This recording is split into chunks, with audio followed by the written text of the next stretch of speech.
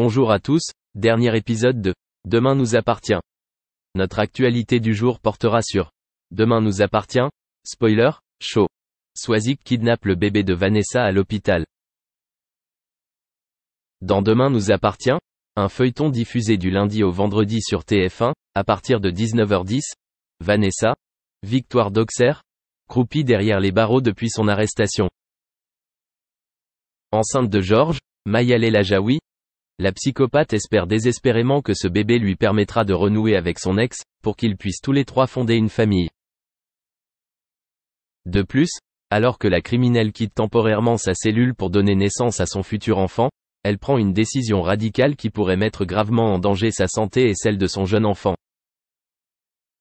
Dans un extrait d'un futur épisode révélé avant Demain nous appartient, Vanessa ressent des contractions et est donc hospitalisée.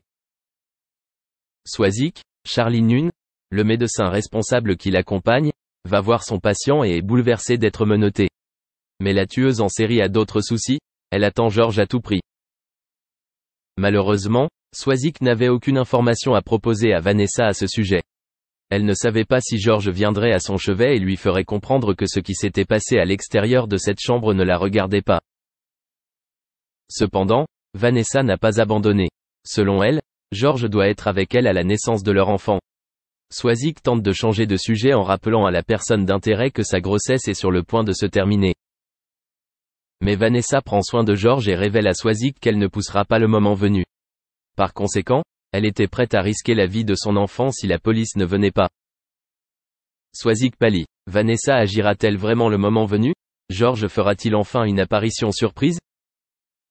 Merci d'avoir regardé et à la prochaine vidéo. N'oubliez pas de vous abonner à notre chaîne. En attendant, dites-nous ce que vous en pensez dans la section commentaires ci-dessous. C'est ça.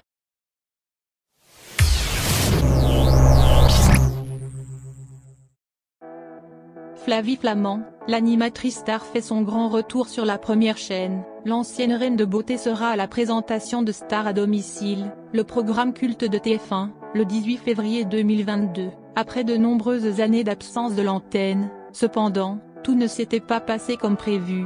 Le 18 novembre 2001, TF1 lançait Star à domicile, une émission qui consistait à inviter les plus grands artistes, à surprendre leurs fans chez eux en France. On pense notamment à Garou, Hélène Ségara, Alizée, Laurie ou encore Lara Fabian.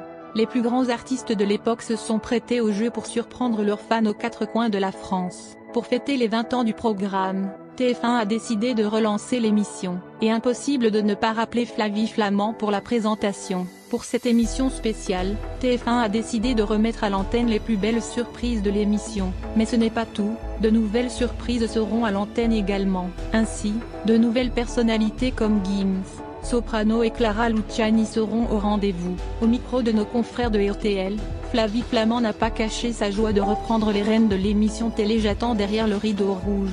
J'entends le public, la salle est bondée, suivie par les caméras de 50 minutes inside.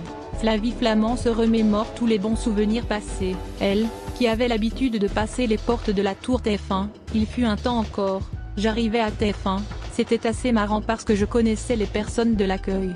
Je leur faisais un petit coucou puis les portes s'ouvraient. Mais depuis son départ, rien n'est plus pareil.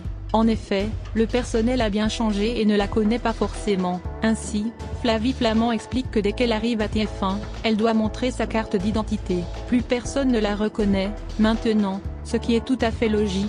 On me demande ma pièce d'identité. Ça file un petit coup sur la cafetière puisqu'on se rend compte que le temps a passé et que je suis partie il y a un peu plus de 10 ans et en même temps, j'ai l'impression que c'était hier. Pas du tout rancunière,